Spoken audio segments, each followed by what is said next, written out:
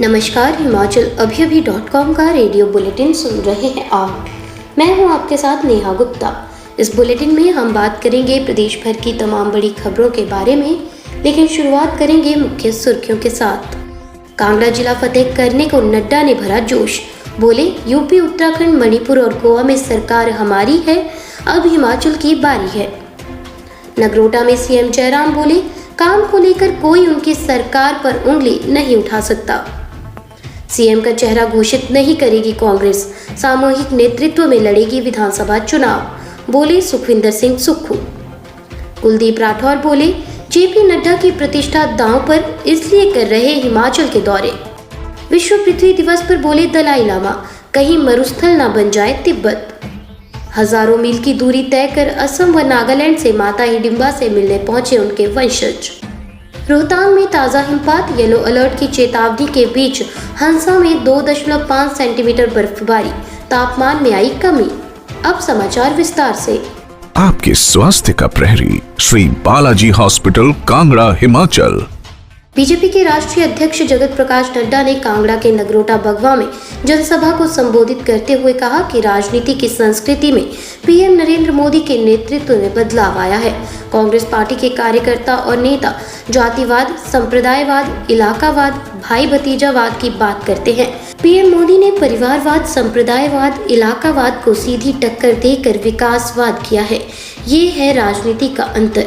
PM Modi ने 130 करोड़ लोगों को वैक्सीन लगाकर स्वास्थ्य कवच दिया है। आज सभी इस जनसभा में बिना मास्क के बैठे हैं तो ये सब वैक्सीन की वजह से संभव हुआ। जेपी नड्डा ने कहा कि उत्तर प्रदेश, उत्तराखंड, मणिपुर और गोवा में सरकार हमारी है और अब आपके आशीर्वाद से हिमाचल की बारी है। बीजेपी के राष्ट्रीय अध्यक्ष जेपी नड्डा की रैली में लोगों और कार्यकर्ताओं का खूब उत्साह दिखा। सीएम जयराम ठाकुर ने विरोधियों को घेरने में कोई कोर कसर नहीं छोड़ी। सीएम जयराम ठाकुर ने कहा कि कांग्रेस के मित्र कहते हैं कि हिमाचल में एक बार का रिवाज है, लेकिन ये रिवाज अब बदलने वाला है। उन्होंने कहा कि उनकी सरकार पर कोई भी आरोप नहीं लगा सकता, क्योंकि उन्होंने सेवा के साथ काम किया है, इसलिए प्रदेश में बीजेपी ही रिपीट करेगी। उन्होंने आगे कहा कि हिमाचल में बीजेपी थी, बीजेपी है और बीजेपी ही रहेगी। सीएम ने कहा कि वो संगठन में आम कार्यकर्ता के दौरान बीजेपी राष्ट्रीय अध्यक्ष जेपी नड्डा के साथ से किए कामों को नहीं भूल सकते। उन्हें प्रदेश में झंडे लगाना, नारे लगाना और धरने देना सब कुछ याद आता है। हिमाचल प्रदेश विधानसभा के चुनावों में कांग्रेस सीएम का चेहरा घोषित नहीं करेगी, बल्कि कांग्रेस सामूहिक नेतृत्व में ये चुनाव लड़ेगी। कांग्रेस के पूर्व प्रदेशाध्यक्ष और विधायक सुखविंदर सिंह सुक्खू ने शिमला कांग्रेस कार्यालय में पत्रकार वार्ता के दौरान ये बात कही है। उन्होंने कहा कि उपचुनावों में केंद्र ने सामूहिक नेतृत्व में चुनाव लड़ा था और जीत हासिल की थी। उसे देखते हुए कांग्रेस आला कमान ने ये तय किया है कि हिमाचल में विधानसभा के चुनाव भी सामूहिक नेतृत्व में लड़े जाएंगे। सुक्खू ने कहा कि सीएम का चेहरा घोषित करना कांग्रेस की विचारधारा को कम करना होगा। कांग्रेस के सभी नेता एकजुट होकर ये चुनाव लड़ेंगे और कौन सीएम होगा ये जीतने के बाद कांग्रेस आला कमान तय करेगी। कांग्रेस प्रदेशाध्यक्ष कुलदीप राठौर का कहना है कि हर कोई चुनाव की तैयारियों में जुटा है और हिमाचल प्रदेश जेपी नड्डा का घर है, इसलिए वो जब चाहे यहाँ आ सकते हैं। लेकिन जेपी नड्डा के लगातार दौरों पर उन्होंने कहा कि जेपी नड्डा की प्रतिष्ठा इस वक्त दांव पर है, इसलिए वो हिमाचल के दौरे कर रहे हैं। बीते साल हुए उपचुनाव में बीजेपी को मिली करारी हार इसकी सबसे बड़ी वजह है। गौरतलब है कि जेपी नड्डा 2 दिन के कांगड़ा दौरे पर हैं और इससे पहले 9 अप्रैल को भी वो 4 दिन के हिमाचल दौरे पर आए थे। कुलदीप राठौर ने कहा कि आम आदमी पार्टी भी हिमाचल में कोशिश कर रही है, लेकिन अगर उन्हें लगता है कि वो पंजाब की तरह हिमाचल में भी करिश्मा करेंगे तो इसका जवाब वक्त के साथ मिल जाएगा।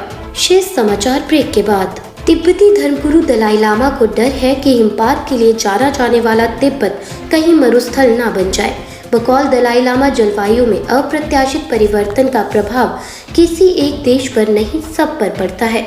इसलिए ये आवश्यक है कि हम सभी बदलाव के लिए एक अवधि निश्चित कर लें और पृथ्वी के बारे में संवेदनशीलता के साथ विचार करें। इसके लिए आवश्यक है कि सौर एवं वायु ऊर्जा का प्रयोग करें, पेड़ों को कटने से बचाकर पर्यावरण को सुरक्षित रखें। विश्व पृथ्वी दिवस पर दिए अपने विशेष संदेश में उन्होंने कहा कि कि मैंने अपने जीवन में पहले तिब्बत और अब धर्मशाला में इतना कम हिमपात पहली बार देखा है। मुझे विज्ञानी बताते हैं कि अब तिब्बत जैसे स्थान भी मरुस्थल बन जाएंगे, इसलिए मैं तिब्बत के पर्यावरण के प्रति अपनी बात रखने के लिए प्रतिबद्ध रहता हूँ। हजारों मील की दूरी तय कर असम और नागालैंड से वनवासी कल्याण आश्रम के प्रतिनिधि माता हिडिंबा के दर्शन करने मनाली पहुंचे। माता हिडिंबा के दर्शन कर नागालैंड व असम के जनजातीय लोग भावुक हो गए। उन्होंने कहा कि वे लोग माता हिडिंबा के वंशज हैं। नागालैंड के दीमापुर में माता हिडिंबा का मंदिर है। दोनों राज्य के लोग माता हिडिंबा की पूजा करते हैं।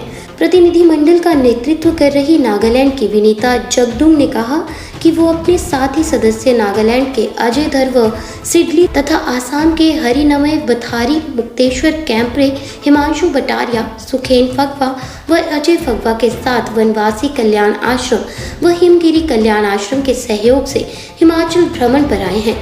उन्होंने कहा कि जब उन्हें पता चला कि माता हिडिंबा का मंदिर मनाली में है तो वो बहुत खुश हुए। उन्होंने कहा कि वे माता हिडिंबा के वंशज हैं। मौसम विभाग के येलो अलर्ट की चेतावनी के बीच देर रात हिमाचल के रोहतांग व आसपास के इलाकों में ताज़ा बर्फबारी हुई। अटल टनल के पास सिस्सू, जिस्पा, हंसा और लेह मार्ग पर एक बार फिर से बर्फ की सफेद चादर बिछ गई है। हंसा में सबसे ज्यादा 2.5 सेंटीमीटर बर्फ गिरी है। इससे प्रदेश के तापमान में हल्की गिरावट दर्ज की गई। इसके बाद पहाड़ों पर मौसम सुहावना हो गया है। मौसम विभाग के मुताबिक बीती रात मंडी के सुंदरनगर, कल्पा, केलोंग, पालमपुर, मनाली, मंडी, हमीरपुर और डलहौजी में हल्की बारिश हुई है। मनाली में सबसे ज़्यादा 9 मिलीमीटर, भुंतर में 3.1 मिलीमीटर, केलोंग में 5 मिलीमीटर, मंडी में 1.2 और डलहौजी में 1 मिलीमीटर बारिश दर्ज की गई है। रेडियो बुलेटिन में आज के लिए बस इतना ही। नमस्कार।